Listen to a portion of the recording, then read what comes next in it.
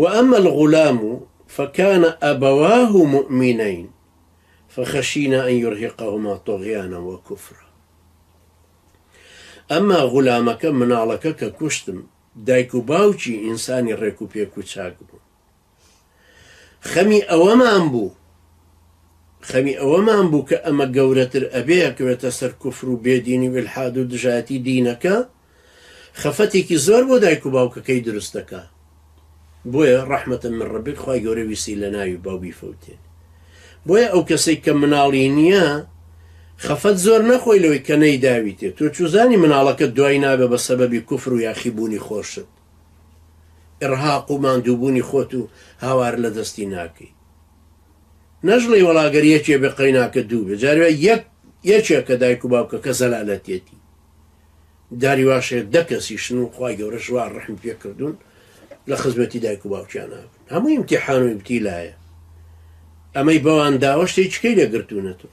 ئەترسین ئەم مناڵە کە گەورە ئەبن ئەوەندە لە سنووری شەرع دەرەچێ، ئەوەندە مخالەفاتەکە دوای بە بەسەبە بۆ ئازاردانی دڵی ئەمانیش بەزەیان پیادەتۆ ئەولادی خۆیان و دڵی و جەرجی خۆیانە وردە مساومە لەسەر کوفرەکەی ئەوەکەن، مساومە لەسەر گوناحەکانی ئەوکەن، تووشی گوناحە بنلی. کوڕێکیانەیە بووە بە دژە تیرۆر مەجبورن دیفاع لە دژە تیرۆرەکەن، لە کاتێکازان کوڕەکەیان شەقاوێ و کافرە و ئەڕوا چەقۆوەشێنە و زوڵمە و دیفاع لەو تاغوتانەکە. جەرجیشیانە دیفاعی لێکن و ناتوان لێی تەبەڕا بنەوەندە مهمیش نین.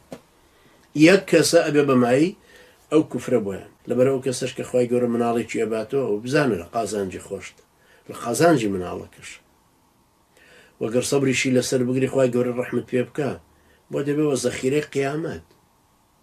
ئەگەر لە دنیاشا بمایە یعنی سبحان الله ئێوە سەیریکەن جاری وایە ئافرەتێکی داما و مێردەکەی مردووە، سەبر لەسەر مناڵێکە گرێتەوەنەوە جیلی ڕابردووی کوردایە کورد، یعنی لە جیلەکانی ڕابردووە بەدواوە کەم هەیە و سەبرە بگرێ. ئێستا سەبری گرتووە لەسەر مناڵەکەی و شو ناکاتەوە هەر بەخێ ئەم بەخێوەکە و بەخێوەکە و گەورە بێ گەورە بێ ئیش قڕوە سەرە جامعی بە ڕەش و ڕووتی و بە نانەسکی پێیاکە و نانکردنی ماڵان و سەر تەنور و ماندووبوونێکی زۆر تا کوڕەکەی پێگەین.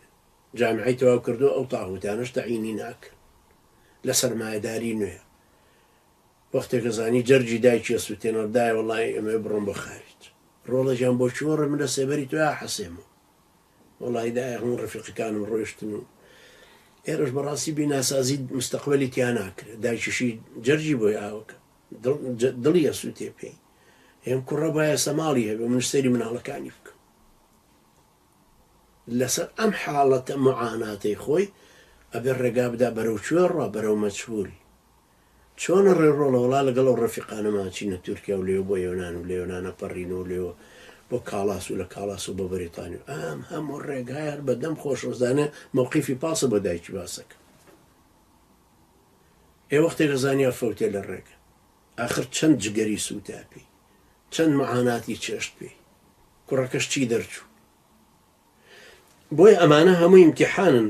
شێخ سەعیدی نەورەسی ڕەحمەتی خوای لێبێ فەرمێ بۆ ئەو کەسانی کە خوای گەورە مناڵی پێ نەبەخشیون ئەوە بزانن خوای گەورە متەفەرغی کردوون بۆ دینەکە، ئەوێ لێ ببڕێن بۆ خزمەتی دینەکە لە قازانجی خۆتان. ئیتر سروشتی ژیانی ئینسانی ژوایە المال والبنون زینة الحياة الدنيا والباقيات الصالحات خير عند ربك ثوابا وخير أملا.